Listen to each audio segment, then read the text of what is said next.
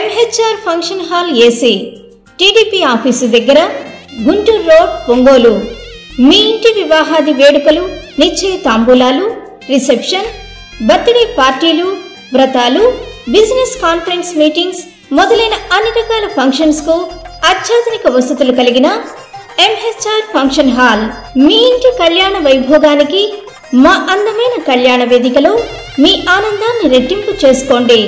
మా ప్రత్యేకతలు: సువిశాలమైన కళ్యాణ వేదిక, కిచెన్ మరియు డైనింగ్ హాల్, సువిశాలమైన పార్కింగ్ మరియు జనరేటర్ సౌకర్యం కలదు.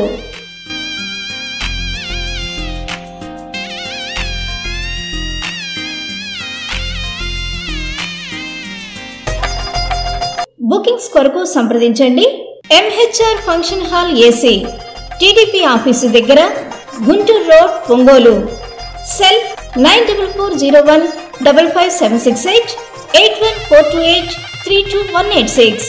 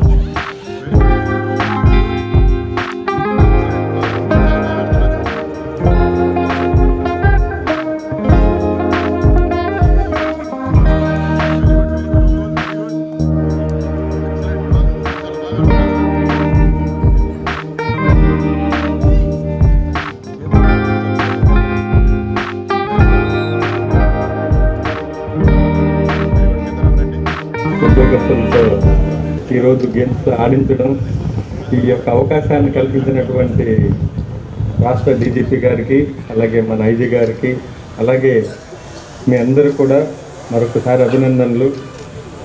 వర్షం వచ్చింది 2-3 డేస్, కానీ స్పోర్ట్స్ కండక్ట్ చేయాలి తప్పకుండా. ఎట్టి పరిస్థితుల్లో మళ్ళీ పోస్ట్పోన్ అయితే ఈ అవకాశం రాదేమో, వేరే వేరే బందోబస్తుల్లో నిమగ్నం అవుతామన్న ఉద్దేశంతో ఖచ్చితంగా ఈరోజు కండక్ట్ చేయాలని నిర్ణయించుకున్నాం.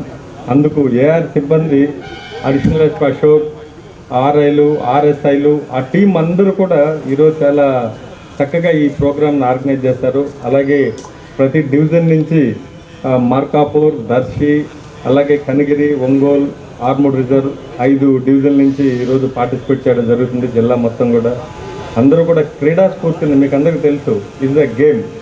మనకి ఇక్కడ ఎవరు శత్రువులు ఉండరు, ప్రత్యర్థులు మాత్రమే ఉంటారు, మన కాంపిటీటర్స్ ఉంటారు. ఆ క్రీడా స్ఫూర్తి అంటే అదే.